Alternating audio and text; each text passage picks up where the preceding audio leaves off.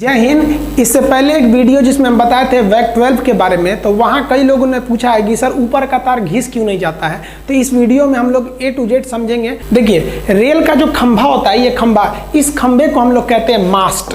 ये खंभा कहलाता है मास्ट। एक खंभे से दूसरे खंभे की जो दूरी होती है, उस दूरी को कहते हैं हम स्पैन।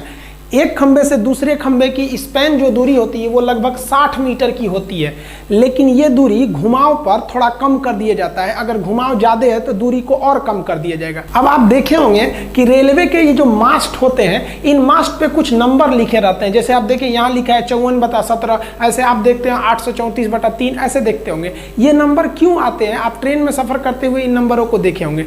ये नंबर इसलिए बनाए जाते हैं कि ड्राइवर जब लोकोमोटिव ट्रेन को ले जा रहा होता है और रास्ते में अगर उसे ट्रैक में कोई गड़बड़ी नजर आती है कि ट्रैक गड़बड़ है, कहीं टूट फूट हुई है, तो कैसे बताएगा कि कहाँ पे गड़बड़ी आई थी? क्या बोलेगा कि दिल्ली से चले थे, एक जगह गड़बड़ दिखा, खोजिए, तब तक ट्रेनें लड़ जाएगी। तब उस समय वो तुरंत देखता है कि ये पोल नंबर यानी ये मास्ट नंबर कितना है, और वो तुरंत स्टेशन को इन्फॉर्म करता है कि मास्ट नंबर इतना के पास आसपास में हमने गड़बड़ी देखी। तो थोड़ी सी दूरी में खोज लेंगे लोग कहाँ गड़बड़ी है। तो ये होता है मास्ट नंबर। अब आप देखिएगा, जो मास्ट होते हैं इनके बीच की दूरी तो स्पैन हो गई। अब इसमें एक आर्म रहता है, ये आर्म से तार गए रहते हैं। ऊपर के तार को हम कहते हैं कैटेनरी वायर और नीचे के तार को कहते हैं कॉन्टैक्ट वायर।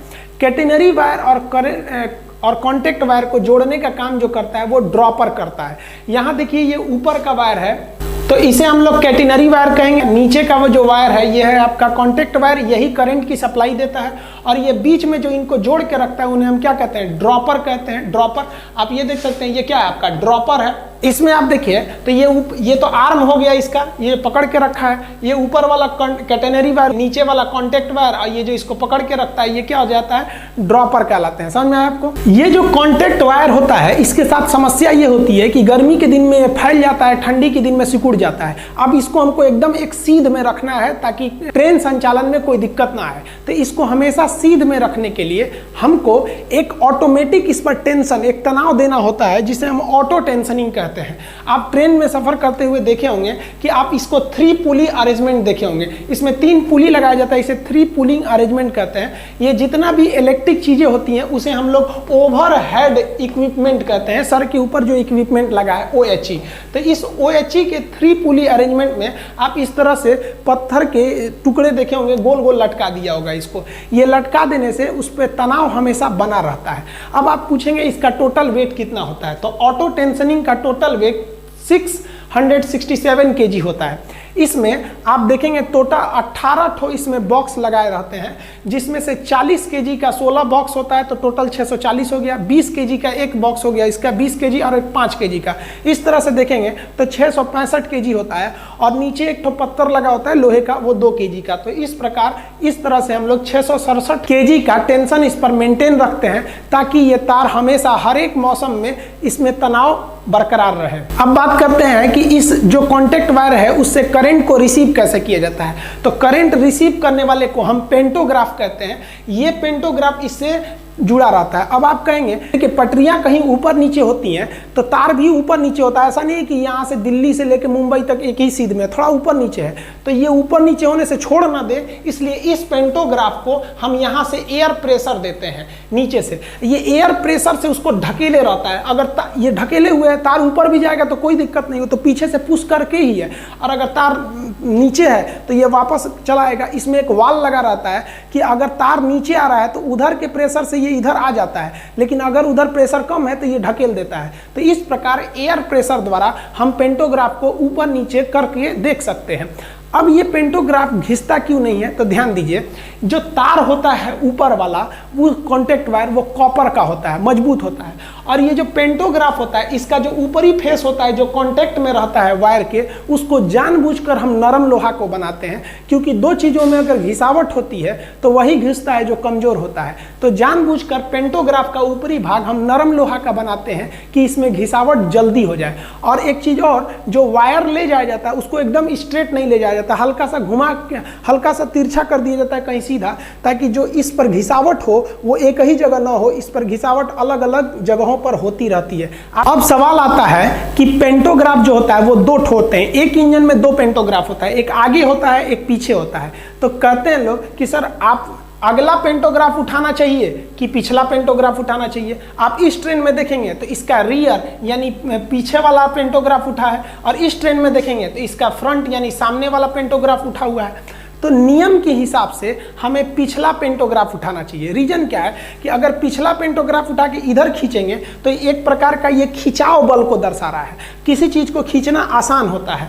और अगर आप फ्रंट पेंटोग्राफ को उठाकर ट्रेन खींचते हैं तो ये एक ढकेलने वाले पुश फोर्स को दिखाता है, तो पुश करने में ज़्यादा एनर्जी लॉस होता है। तो अगर पेंटोग्राफ आगे वाला रहेगा तो ये पुश फोर्स को दिखाएगा, इसमें एनर्जी ज़्यादा लॉस होगी इंजन की। और अगर वही पेंटोग्राफ रियर यानी पीछे का उठा रहेगा तो ये पुल फोर्स को दिखाता है, खिंचाव को, जिससे कि इंजन की एनर्जी बचेगी।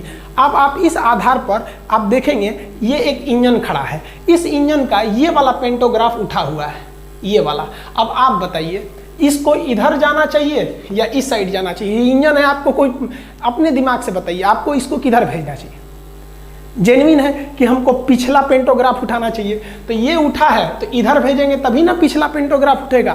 आप अगर इसको देखे भी होंगे, देखिए पेंटोग्राफ की हाइट जो होती है वो एडजस्ट हो सकती है, बहुत ज़्यादा भी हो सकती है, कम भी हो सकती है। एक्चुअली मुंबई से दिल्ली तक में एक डेडिकेटेड फ्रेट कॉरिडोर बनाया जा रहा है, वहाँ पे केवल मालगाड़ियाँ चलेंगी उस रूट पर, और 2 तल्ली मालगाड़ी चलेगी, मतलब 2-2 तल्ला मालगाड़ी पर हम लोग कंटेनरों को लाद देंगे, जिसको हम डबल डेकर कहते हैं। देखिए यहाँ एक के ऊपर एक लादा हुआ है। एक्चुअली इस इमेज में तो आपको ईएमडी लोकोमोटिव दिख रही है, आप कहिएगा कि sir EMD locomotive, ALCO locomotive, WAG, WAP, ये इंजनों में डिफरेंस बता दीजिएगा तो उसमें अलग वीडियो बना सकते हैं।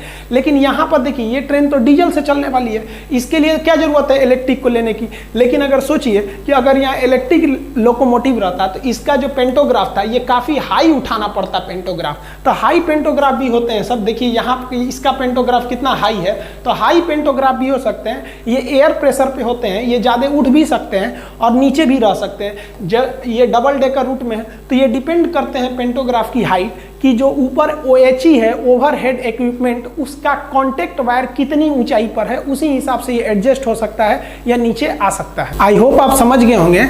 इसके अलावा अगर आपको भी आप जानना चाहते हैं कि ये लाल वाला डिब्बा यानी LHB कोच और ये नीले वाले डिब्बे ICF में क्या अंतर होता है, आजकल जो इंजन आ गए हैं EMD आ गए हैं, हालांकि आप पहले देखेंगे तो एल्कोहल होते थे, इससे जुड़ा बहुत हल्ला करता था, ये वाला झक झक झक झक धुआं फेंकता था काला, ये वाला दुक दुक दुक दुक चलता है, ये बहुत तगड़ा है, धुआं भी कम करता है। आइए जो ट्रैक के ऊपर ये नंबर लिखा है, पोल नंबर, ये तो बता ही दिए किस लिए लिखा है, ताकि कोई ट्रैक में गड़बड़ी हो तो ड्राइवर देख के बता सके कि यहीं पे गड़बड़ी था। और भी आप ट्रेन में देखे होंगे सफ़र करते समय एक इस तरह से एल्युमिनियम का एक्सल काउंटर आपको डिब्बा मिलता होगा, ट्रैक के किनारे FM लिखा होता होगा। मालगाड़ी के अलग अलग डिब्बे देखते होंगे, कुछ खुले हैं, कुछ सपाट है, कुछ बंद है। अगर इसके बारे में भी आप जानना चाहते हैं तो कमेंट करके बताएं, उसको भी हम बिल्कुल कम समय में और आसान भाषा में समझा देंगे आपको। तब तक के लिए जय हिंद।